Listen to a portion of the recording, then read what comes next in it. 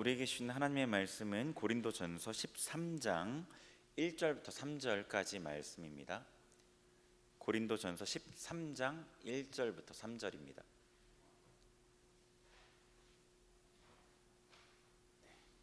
PPT에 좀 잘못 나와 있는데요. 주보에 나와 있는 대로 1절부터 3절입니다.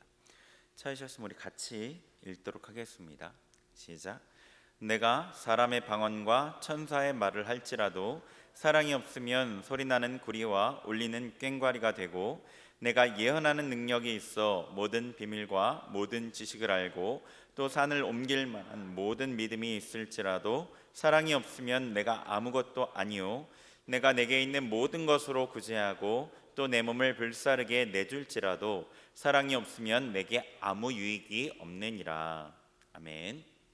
네, 우리 이사야 말씀 같이 선포하고 말씀 나누겠습니다. 같이 선포합니다. 시작. 그가 찔림은 우리의 허물을 인함이요 그가 상함은 우리의 죄악을 인함이라. 그가 징계를 받음으로 우리가 평화를 누리고 그가 채찍에 맞음으로 우리가 나음을 입었도다. 아멘. 그가 찔림은 우리의 허물을 인함이요 그가 상함은 우리의 죄악을 인함이라. 그가 징계를 받음으로 우리가 평화를 누리고 그가 채찍에 맞음으로 우리가 나음을 입었도다. 아멘. 그가 찔림은 우리의 허물을 인함이요 그가 상함은 우리의 죄악을 인함이라. 그가 징계를 받음으로 우리가 평화를 누리고 그가 채찍에 맞음으로 우리가 나음을 입었도다. 아멘. 네, 추석 명절 다 잘 보냈죠, 그죠? 이제 직장 다니는 친구들은 연휴라서 많이 잘 쉬기도 했을 것 같아요. 친척네 집에 방문도 하지만 쉬는 시간도 있었을 것 같습니다. 네, 우리 옆에 있는 친구들한테 이렇게 인사하죠. 하나님께서 당신과 함께 하시기 바랍니다. 네, 네, 네. 오늘 지난주까지 이제 사실은 산상수훈 말씀을 나누었죠. 그리고 팔복까지의 말씀을 나누었어요.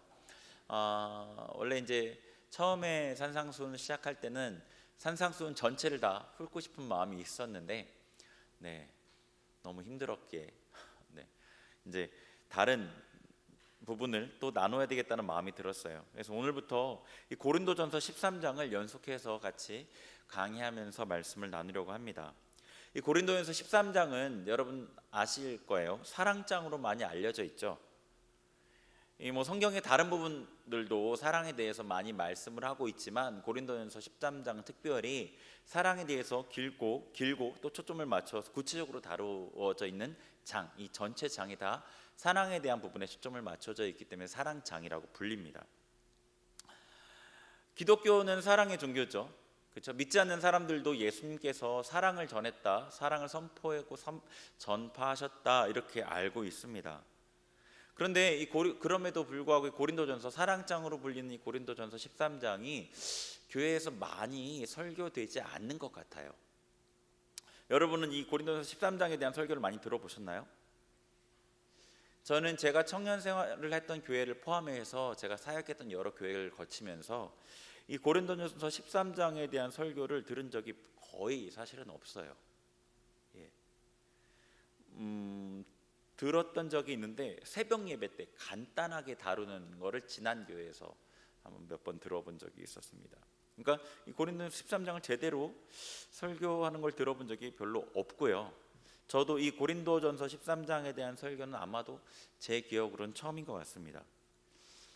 그 이유는 이 사랑에 대한 부분이 너무 부담스럽기 때문이 아닐까 이런 생각이 들어요. 기독교가 사랑의 종교임에도 불구하고 이 사랑이라는 것이 가장 순종하기 어려운 부분인 거죠. 지금도 하나님 앞에 설 때마다 제 스스로 하나님 앞에 가장 이 부분이 부족함을 느껴서 부끄럽게 생각하는 부분입니다. 하나님을 향한 사랑에 대한 부분. 그렇기 때문에 고린도전서 13장을 설교해야 되겠다는 그 마음이 들었을 때 많이 고민을 하게 되었죠. 과연 내가 사랑에 대해 설교를 할 수 있을까? 하나님에 대한 사랑이 부족한 내가 이 사랑을 설교할 때 사랑에 관한 은혜가 흘러갈 수 있을까? 이런 고민이 들었죠. 설교는요, 단지 설명이나 논증이나 해석이 아니기 때문에 그래요. 설교자에게 이 설교하는 그 말씀과 관련된 영이 있어야지 그 영이 선포를 통해서 성도들에게 흘러가고 성도들이 변화가 돼요. 조금 더 일반적인 말로 바꾸어 말한다면요, 설교자가 자기가 선포하는 그 말씀대로 살아야지 청중들이 그의 선포를 통해서 변화된다는 말로 얘기할 수 있을 거예요. 일반적인 말로 좀 더. 근데 이건 왜 그러냐면요, 우리가 하나님 말씀대로 산다는 것은 우리 자신의 어떤 힘과 결단, 의지로 되는 게 아니잖아요.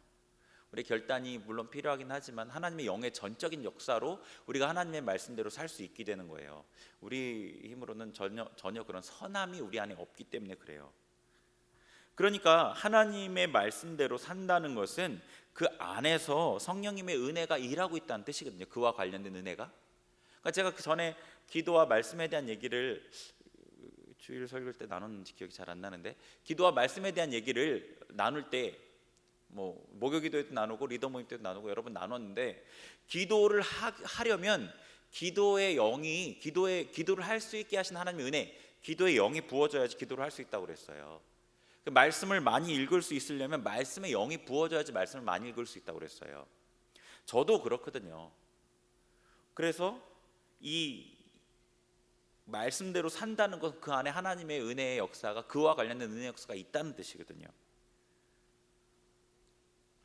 그래서 설교자가 그 말씀대로 살고 있으면 하나님의 영이 그 안에 역사하고 있는 거고요, 하나님의 영의 흐름이 설교 가운데 흘러가고 성도들이 변하게 되는 거예요. 물론 하나님께 직접 역사하신 경우도 있습니다. 그런데 대부분의 경우에 하나님의 역사는 사람을 통해서, 사람을 매개로 해서 일어나기 때문에 그래요. 이런 사실을 잘 알고 있기 때문에 제가 이 사랑장에 대해서 설교하는데 고민하게 된 것은 당연한 거죠. 저 스스로 사랑에 대해서 얼마나 부족한지 알고 있기 때문입니다. 그럼에도 설교하기로 한 데에는 몇 가지 이유가 있습니다. 오늘은 이 13장을 설교하기에 앞서서 30격의 내용을 나누려고 해요. 그래서 이 이유에 대해서 나누는 것이 도움이 될 것 같습니다. 첫 번째 이유는 제가 먼저 사랑으로 채워지기 원해서 그렇습니다. 말씀을 깊이 묵상하고 말씀을 선포할 때 그 말씀이 제 안에 깊이 들어와서 더욱 강하게 일하시고 그 은혜가 더 풍성해지게 되는 것들을 많이 경험하거든요. 그래서 제가 우선 사랑으로 채워지길 원해서 이 말씀을 설교하기로 결정했습니다. 두 번째 이유는요, 비슷한 이유인데, 한 가지 주제를 가지고 깊이 있게 말씀을 선포하고 말씀을 나누면 그 은혜가 성도님들, 청중들도 그 설교자와 같은 흐름의 은혜를 받게 됩니다. 물론 강도는 좀 다를 수 있는데 크던 작던 그 말씀과 관련된 은혜가 흘러가요. 우리 청년 공동체에 하나님의 능력 역사도 있고요, 하나님의 임재도 점점 증가하고 있습니다. 그리고 말씀의 어떤 중심, 기초가 되는 어떤 교리들에 대해서 그동안 계속 쭉 설교를 해왔어요. 말씀을 나누어왔습니다. 제가 생각하기에도 하나님께서 저희 감동을 주시기도 했지만, 제가 생각하기에도 지금 시점이야말로 하나님의 사랑에 대해서 분명하게 알아야 되는 시점이라고 생각합니다. 우리는 생각보다 하나님의 사랑에 대해서 굉장히 잘 몰라요. 오해하고 있고요. 사랑의 동기가 아니고서는 하나님과의 관계가 한계가 있기 때문에 그래요. 하나님과의 친해지는 게, 가까워지는 게 사랑이 아니면 한계가 있어요. 보상, 두려움, 책임감, 어떤 당위성, 이런 걸로는요 깊은 친밀감을 누릴 수가 없습니다. 네. 부부 사이도, 연인 관계도, 친구 관계도, 어떤 형제 관계도, 사람과의 모든 관계에서도 책임감 혹은 당위성, 보상, 이런 것 때문에 그 관계를 유지해 간다면 친밀하기는 어려워요. 하나님 관계도 마찬가지입니다. 그래서 우리에게 더 깊은 하나님과의 친밀함을 위해서 이 사랑에 대한 부분을 분명히 다루어야 되는 거죠. 세 번째 이유는 제가 은혜의 수여자가 아니기 때문에 그렇습니다. 보통의 경우에 하나님께서 설교자를 통해서 은혜를 흘려보내죠. 그것 때문에 고민했다고 말씀드렸어요. 그럼에도 제가 은혜의 수여자가 아닙니다. 하나님께서 은혜를 주시는 분이고 그분이 저를 통해 흘려보내시는 거예요. 그래서 만약에 하나님께서 여러분에게 이 은혜를 부으시고자 작정하셨다면 저에게 사랑을 부으셔서 흘려보내실 겁니다. 제게 없어도. 그래서 하나님께서 이 말씀을 나눌 것에 대한 은혜를 주셨다고, 마음을 주셨다고, 하나님 주신 감동이라고 믿고 순종하는 마음으로 이 설교를 시작하기로 한 겁니다. 이전에 제가 했던 여러 설교들도 물론 그랬겠지만 이 사랑에 대한 이 연속 설교에서 부족함을 어떤 부분에서 느낀다거나 저의 삶이나 행동 때문에 걸림이 되신다면 저의 이런 고민에 대해서 이해하고 하나님 말씀 가운데 하나님 주신 은혜를 받으시면 좋을 것 같습니다. 자, 아까 말씀드린 대로 오늘은 사랑에 대한 개괄적인 내용을 살펴보려고 합니다. 자, 그 사랑이 무엇인지에 대해서 얘기를 하면 좋겠죠. 그 부분을 먼저 짚어야 되겠죠. 사랑이 무엇일까요? 여기 13장에 보면 사랑이 어떤 모습으로 나타나는지에 대해서 얘기해 주고 있습니다. 그런데 성경 전체의 맥락 가운데에서 사랑이 어떤 것인지를 분명하게 확립하고 가야 되겠죠. 자, 사랑에 대해서 얘기할 때 사람마다 떠올리는 게 다를 것 같아요. 예를 들어서 사랑에 대해서 얘기할 때 초등학생 같은 경우에는 혹은 그 이전에 초등학생이나 더 어린 나이의 아이들 같은 경우에는 부모님이 자기에게 해주는 어떤 행동들에 대해 떠올릴 것 같습니다.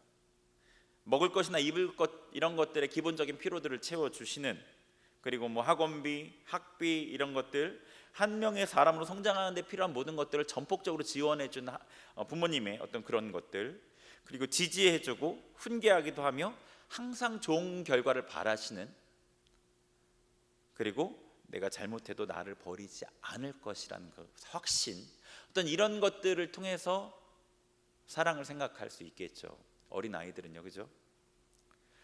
그리고 중고등학생 정도의 나이대, 그 당시 그 정도의 나이대의 아이들은 친구 관계가 제일 중요하잖아요. 사랑에 대해 생각할 때 아마 이 친구 사이의 친밀함을 떠올릴 수 있을 것 같아요. 베스트 프렌드라고 하죠. 이 베프 간에 서로 통하는, 이 잘 통하는 것, 그리고 친구가 필요할 때는 언제든지 함께 해주고, 어려울 때 도와주고, 힘든 일 있을 때 같이 고민해주고, 자기 것을 함께 나누고 빌려주고 뭐 이런 것들 있잖아요. 같이 함께하는 그 친구에 대한 사랑을 떠올릴 것 같습니다. 그리고 여러분이 속한 10대 후반에서부터 30대 초반까지의 나이대의 사람들의 경우에는 남녀 간의 이성애를 떠올릴 것 같아요.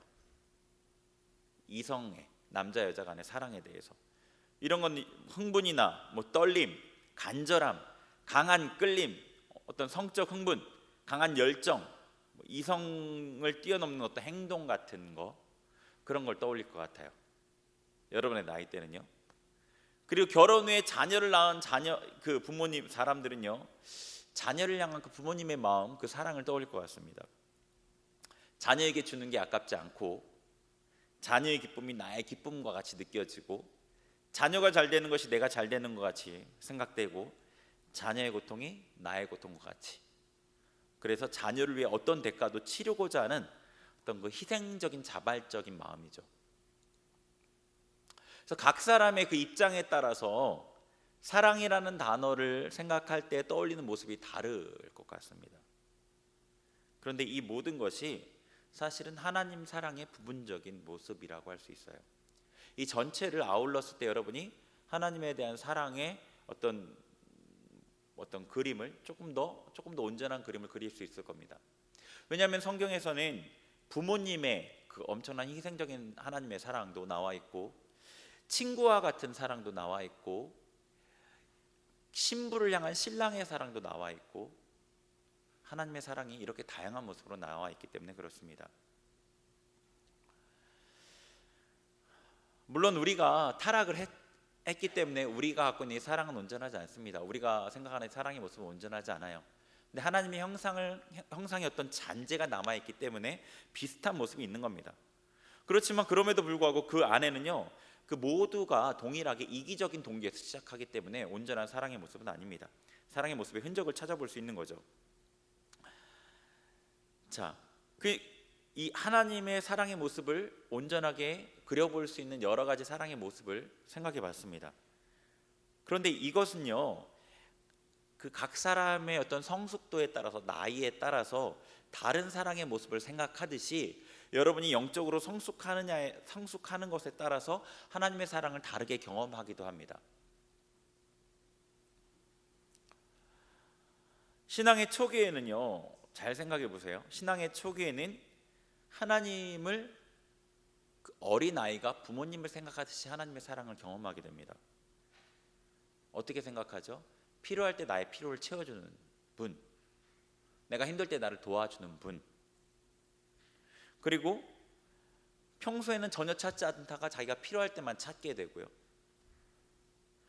부모의 생각을 전혀 알지 못하고 이해하지 못하는 것처럼 하나님의 마음을 잘 이해하지 못하고요. 그리고 어린아이들이 부모님을 많이 오해하는 것처럼 하나님을 오해하죠. 네, 예전에 이제 저희 첫째 딸이 태어났을 때 집에 이제 산후조리원에서 집으로 돌아오고 나서 그 딸 아이를 목욕을 시켜야 되는데 이제 첫째다 보니까 모든 게 서투르죠. 근데 이제 그 딸 아이를 목욕시키려고 할 때 저는 머리를 잡고 사모님은 몸이랑 발을 잡고 어쩔 줄 몰라 이러는데 몸을 씻겨주려고 하는데 아이는 자기가 죽는 줄 알고 물에다가 자기를 빠뜨리는 줄 알았는지 엄청 진짜 자지러지게 울었던 적이 있었어요. 예. 어린 아이들이 부모님을 오해하죠. 많이. 하나님께서 좋은 것을 주시려고 하는데 나쁜 것을 주는 줄 알고 원망하고 상처를 받기도 합니다. 어렸을 때 신앙의 초기 단계에서. 근데 신앙이 조금 더 자라게 되면 어떻게 되죠? 하나님을 친구와 같은 그런 모습으로 사랑으로 경험하게 됩니다. 하나님이 항상 동행하시는 분, 내가 힘들 때 조언해 주시고 인도해 주시고 하나님께서 나에게 주시는 게 모든 것이 선한 것이라는 걸 믿게 되는 겁니다. 그래서 이제는 자기의 삶의 주권을 조금씩 하나님께 넘겨드리게 되고요, 하나님과 보내는 시간이 즐겁다는 것을 조금씩 알게 됩니다. 그래서 필요하건 필요가 없건 문제가 있건 문제가 없건 하나님과 함께 하려고 하나님을 찾게 됩니다. 조금 자란 거죠. 하나님의 뜻을 조금씩 알아가는 시기인 겁니다. 그리고 좀 더 성숙하게 되면 그 다음에 하나님을 연인으로 사랑하는 그 사랑을 경험하게 되죠. 우리 여름 소련의 주제가 그리스도의 신부였습니다. 그죠? 그게 바로 이 사랑을 경험한 성도들에 대한 얘기였습니다. 그래서 연인으로서의 하나님을 사랑하게 되는 사람들은 연인으로서 그 사랑하는 상대방에게 신실하고 성결하기를 원하는 것처럼 하나님을 향해 성결하기 위해서 전심을 다하고요, 하나님과의 친밀함이 삶의 최우선 목표가 되죠. 그리고 하나님의 사랑의 강렬함, 그 측량할 수 없는 크기가 조금씩 경험됩니다. 하나님의 소유가 되기를 간절히 열망하게 되고 그 열망이 너무 커서 삶 전체를 삼킬 정도가 됩니다. 그래서 하나님의 사랑을 누리고 하나님을 만나는 기쁨을 방해하는 것은 어떤 것도 허용하지 않으려고 합니다. 조금 더 성숙하게 된 거죠. 더 성숙하게 되면 이렇게 될 것 같습니다. 저는 경험해보지 못한 부분이지만 하나님의 부모의 사랑을 알게 되는 거죠. 어렸을 때는 하나님의 부모의 사랑을 경험하는데 이게 자녀를 낳고 나면 하나님의 부모의 사랑을 알게 되고 부모의 사랑을 자기가 자녀에게 베풀게 되잖아요. 모든 것을 희생하고도 전혀 대가를 바라지 않는 사랑, 오로지 사랑의 동기로만 희생하는, 그리고 사랑의 동기로만 헌신하는 사랑을 하게 되는 거죠. 다른 사람에게요. 그래서 하나님의 마음을 더 깊이 알게 됩니다. 마치 사람이 부모가 되어서 부모의 마음을 이해하는 것과 같이 되는 겁니다.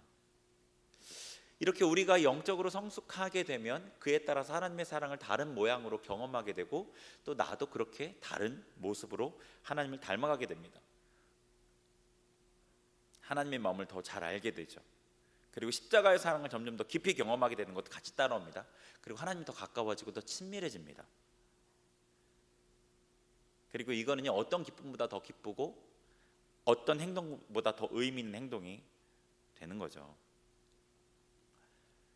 자, 성경에서 말하는 사랑의 큰 모습에 대해서 봤고, 우리가 그 모습 안에서 성장해 갈 때 어떻게 하나님의 사랑을 경험하는지 봤습니다. 기독교는 사랑의 종교예요. 그리고 우리는 예수 그리스도를 닮기 위해서, 사랑이신 예수 그리스도를 닮기 위해서 지음을 받았습니다. 하나님의 영광을 위해서요. 그러니까 우리의 삶의 모든 초점은 사랑 안에서 성장해 가는 데 있는 겁니다. 우리의 삶의 모든 초점은 사랑 안에서 성장해 가는 데 있는 겁니다. 예수님을 닮아가는 것이 사랑 안에 성장해 가는 것과 관련돼 있는 거고요, 사랑 안에 성장해 갈수록 예수님을 닮게 됨으로 하나님의 영광을 나타나게 되는 겁니다.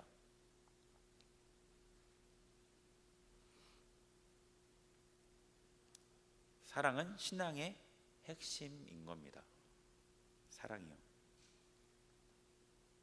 그리고 여러분 자신의 신앙의 성숙도를 가늠할 수 있는 것도 이 사랑입니다. 자, 몇 군데 성경을 한번 찾아보죠. 요한 1서 4장 8절,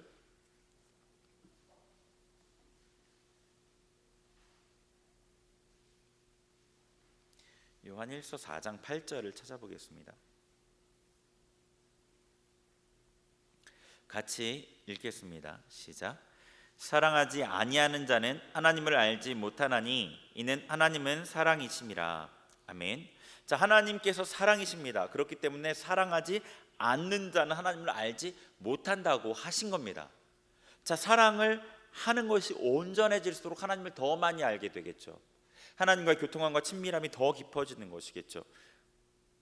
자, 마태복음 22장도 찾아보겠습니다.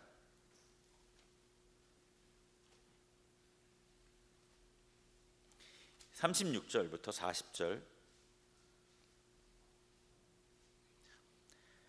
마태복음 22장 36절부터 40절 같이 읽겠습니다. 시작.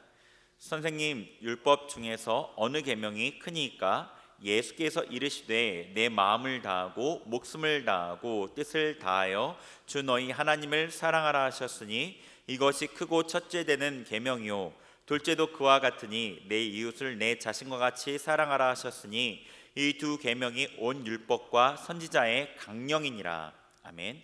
자, 예수님 앞에 가장 큰 계명에 대해서 묻는 그 율법사에게 첫 번째가 하나님을 사랑하는 건데, 그 사랑의 기준은 마음을 다하고 목숨을 다하고 뜻을 다하여 하나님을 사랑하는 것, 이게 첫 번째 하나님의 말씀의 핵심입니다.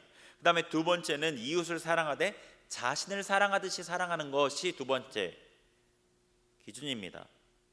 그런데 여러분 아시듯이 우리가 하나님을 사랑한다고는 하지만 마음을 다하지 못하고 목숨을 다하지 못하고 뜻을 다하지 못합니다. 이웃을 사랑한다고 순종하려고 하는데 자신과 같이 결코 사랑하지 못하고 있죠. 사랑이 성숙해 가는 것, 하나님의 이 말씀의 전체 요약인 이 말씀까지 우리가 성장해 가는 것, 그게 우리 신앙의 핵심인 겁니다. 우리 신앙의 핵심인 겁니다. 그래서 신앙의 핵심은 사랑이고요, 우리 자신의 영적 성숙도를 측정할 수 있는 기준도 사랑입니다. 요한계시록 2장 보겠습니다.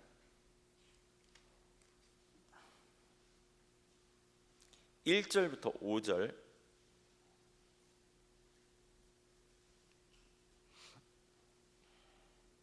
요한계시록 2장 1절부터 5절을 같이 읽겠습니다. 시작. 에베소 교회의 사자에게 편지하라. 오른손에 있는 7뼈를 붙잡고 7 금촛대 사이를 거니시는 이가 이르시되 내가 내 행위와 수고와 내 인내를 알고 또 악한 자들을 용납하지 아니한 것과 자칭 사도라 하되 아닌 자들을 시험하여 그의 거짓된 것을 내가 드러낸 것과 또 내가 참고 내 이름을 위하여 견디고 게으르지 아니한 것을 아노라. 그러나 너를 책망할 것이 있나니 너의 처음 사랑을 버렸느니라. 그러므로 어디서 떨어졌는지를 생각하고 회개하여 처음 행위를 가지라. 만일 그리하지 아니하고 회개하지 아니하면 내가 내게 가서 내 촛대를 그 자리에서 옮기리라. 아멘. 자, 에베소 교회에 말씀하신 보낸 편지의 말씀인데요, 여기 보면은 에베소 교회에 여러 가지 하나님 앞에 칭찬받을 만한 일들이 있었습니다. 근데 그 행위들은 우리가 따라가기 어려울 정도의 모습이에요. 2절에 보면은 내 행위와 수고와 인내를 안다. 하나님 앞에 했던 어떤 신앙적인 열심의 행위와 수고라는 것은 힘에 겹도록 하는 어떤 일이죠. 그 인내했고 너무 견디기 힘든 어떤 일을 참아냈던 겁니다. 악한 자들을 용납하지 않았고요, 사도라 하지만 거짓된 자들을 드러낸 겁니다. 그러니까 이들이 말씀에 대해서 굉장히 정통했던 거죠. 그래서 3절에 참고 예수님의 이름을 위해 견디고 게으르지 아니했다고 하십니다. 우리는 이렇게 말할 만한 행위가 사실은 별로 없을 것 같아요, 저를 포함해서요. 근데 예수님께서 뭐라고 말씀하시냐면 책망할 것이 있는데 그게 뭐냐? 처음 사랑을 버렸다는 겁니다. 그리고 5절에 회개하라, 돌이켜서 회개하라. 그렇지 않으면 촛대를 옮겨버리겠다고 얘기하십니다. 굉장히 엄중한 말씀인데요. 이 촛대는 1장 20절에 보시면 바로 앞부분에 있을 거예요. 1장 20절에 보면은 맨 뒷부분에 보세요. 일곱 촛대는 일곱 교회니라 이렇게 말씀하고 계셔요. 그러니까 예수 그리스도께서 일곱 촛대 사이에 거니셨는데 그 일곱 촛대가 일곱 교회, 에베소 교회부터 라오디게아 교회까지 일곱 교회를 의미하는 겁니다. 그러니까 예수님께서 에베소 교회에게 촛대를 옮기신다는 것은 너희를 더 이상 교회되지 못하게 하겠다는 거예요. 그러니까 이들에게 행위, 수고, 인내, 그리고 말씀에 대한 열심, 참고 예수 그리스도의 이름을 위해 견디고 게으르지 아니한 것, 너무나 많은 신앙적인 행위가 있었음에도 불구하고 사랑이 없다는 그 이유로 인해서 교회되지 못하게 하시겠다라고 말씀하셨어요. 그러니까 아무리 헌신이 많고 성경에 대해서 잘 알고 수고하고 힘써도 사랑이 없으면 교회가 아닌 겁니다. 우리가 아무리 많이 헌신하고 말씀을 잘 알고 모든 자랑할 만한 신앙적인 모습이 있어도 사랑이 없으면 그리스도인이 아닙니다. 우리의 신앙에 대해 판단할 수 있는 이 시금석이 사랑인 겁니다. 사랑.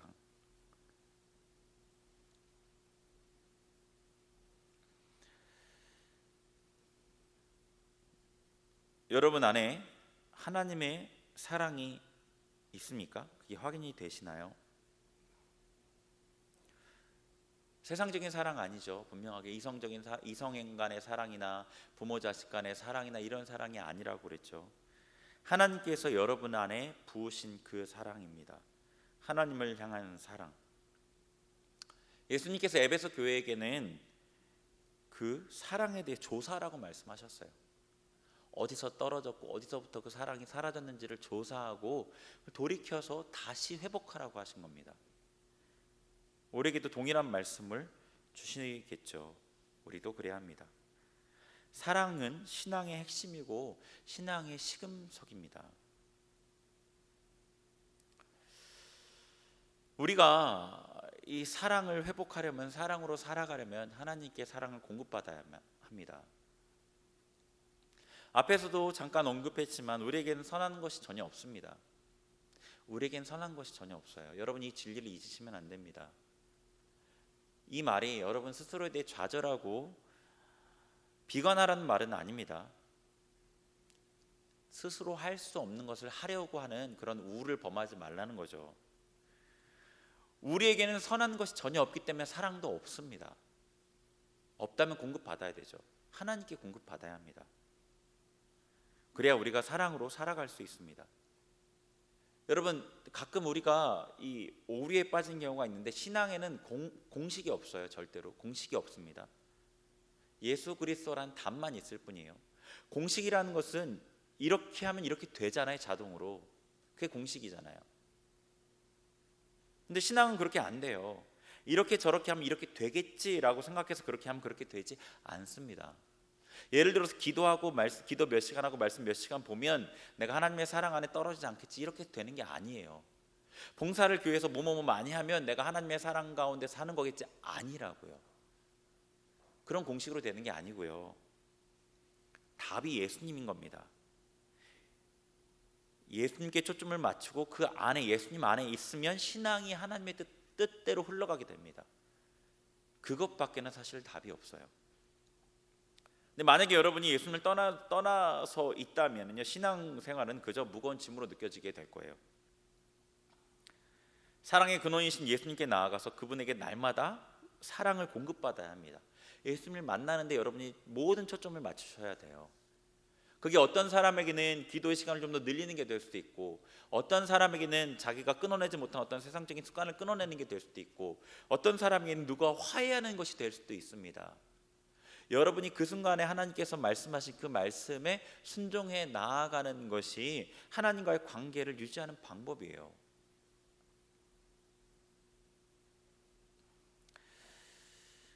네. 하나님께서는요, 우리를 이 온전한 사랑으로 이끌기를 원하십니다.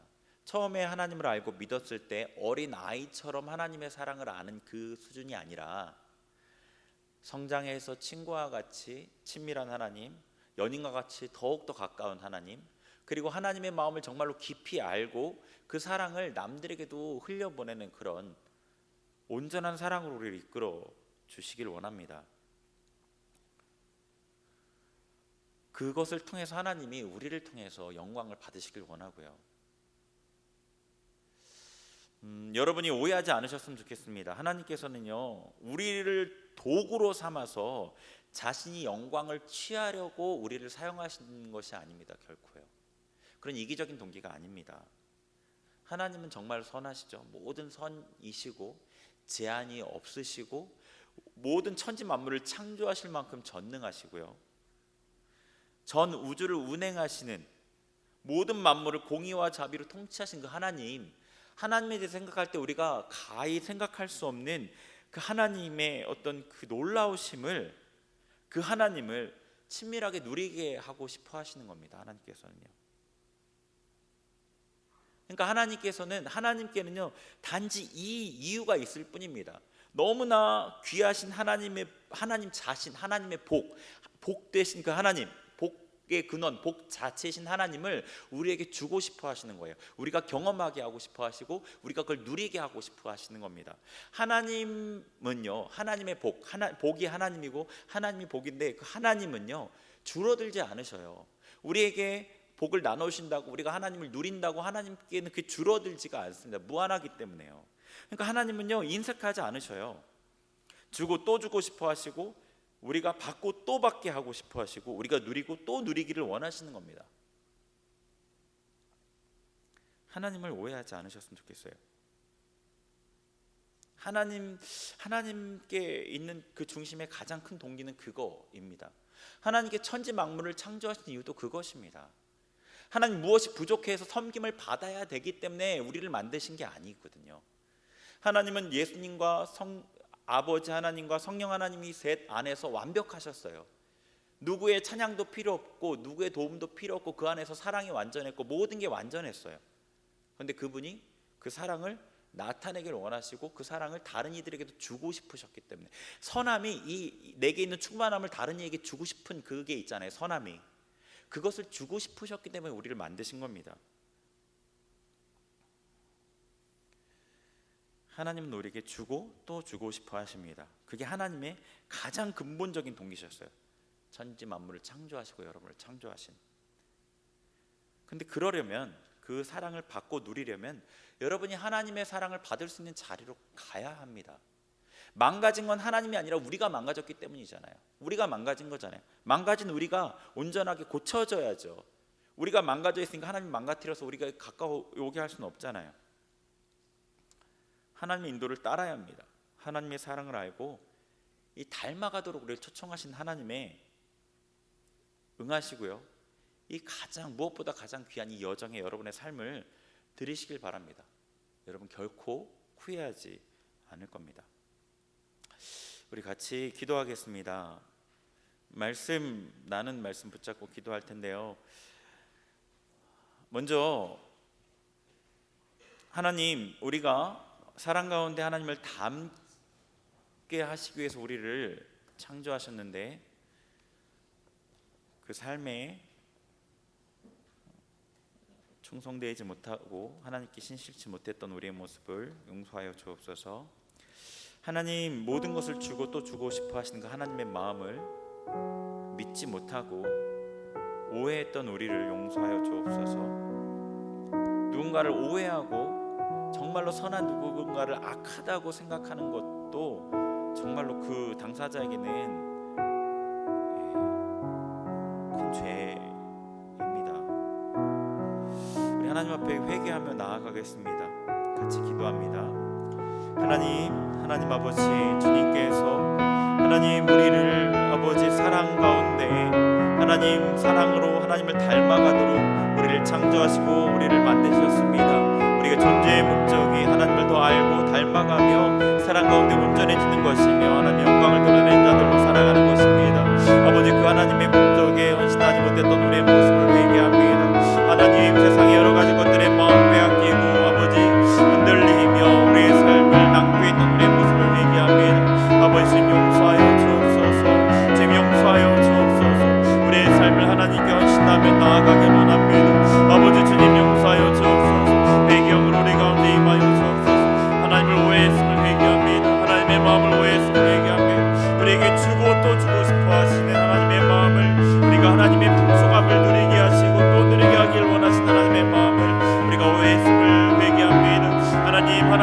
선하심을 오해하였고 아버지 우리 아버지 기준에서 하나님 악하게 보았던 것을 회개합니다. 아버지 용서하여 주옵소서. 아버지 우리 아버지 완악함을 용서하여 주옵시고 하나님 우리 가운데 성령님이 임하여 주옵소서. 아버지 진리형으로 우리를 새롭게 하여 주옵소서. 진리형으로 우리를 새롭게 하여 주시고 우리의 생각을 변화시켜 주옵시고 하나님 만물을 온전히 의지하며 나아갈 수 있도록 우리 가운데 임하여 주옵소서. 성령 하나님 우리 가운데 임하여 주옵소서. 성령 하나님 우리 가운데 임하여 주옵소서.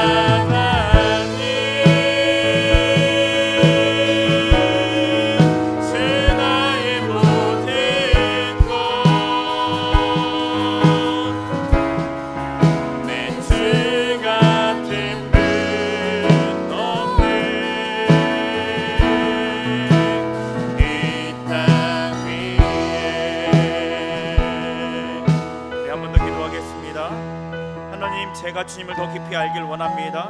이 가사의 고백과 같이 주님 같은 분이 없다는 고백이 내 중심으로부터 참되게 나올 수 있도록 주님을 더 깊이 알길 원합니다.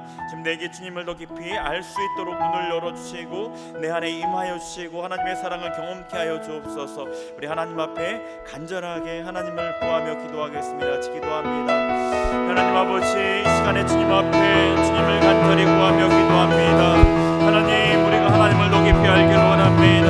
하나님, 우리의 입술의 고백이 아버지 주님 한 분밖에 내게 다른 어느 누구도 없다는 고백이 아버지 온전한 고백으로 드려지기를 원합니다. 하나님을 경험하기를 원합니다. 하나님을 알기를 원합니다. 하나님을 더 깊이 알기를 원합니다. 우리 하나님 한 분으로 만족하기를 원합니다. 주님, 우리의 삶 가운데 하나님의 임재하여 주옵시고 우리의 삶을 주장하여 주옵시고 하나님을 더 깊이 경험하게 하여 주옵소서.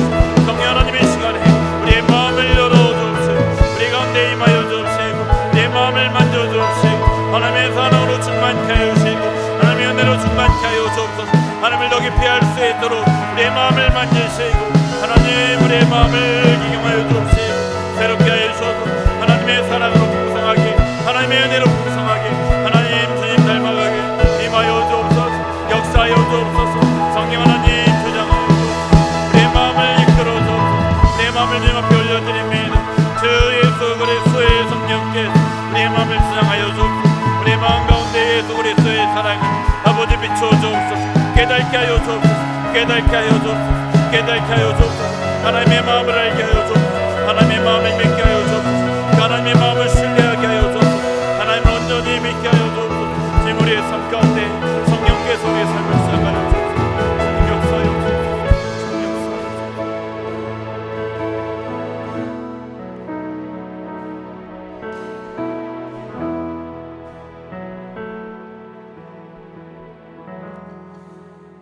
하나님, 주님께서 우리에게 베푸시고자 하는 그 큰 사랑과 베푸신 그 큰 사랑과 앞으로도 베푸실 그 큰 사랑을 우리가 볼 수 있는 눈을 열어주시고 하나님 한 분을 알고 그분 가운데 살아가는 것의 귀함과 영광됨을 알게 하여 주셔서 우리가 삶을 주님께 드리기를 즐거워하며 기뻐하며 기꺼이 하는 우리가 될 수 있도록 우리의 삶 가운데 친히 역사하여 주옵소서.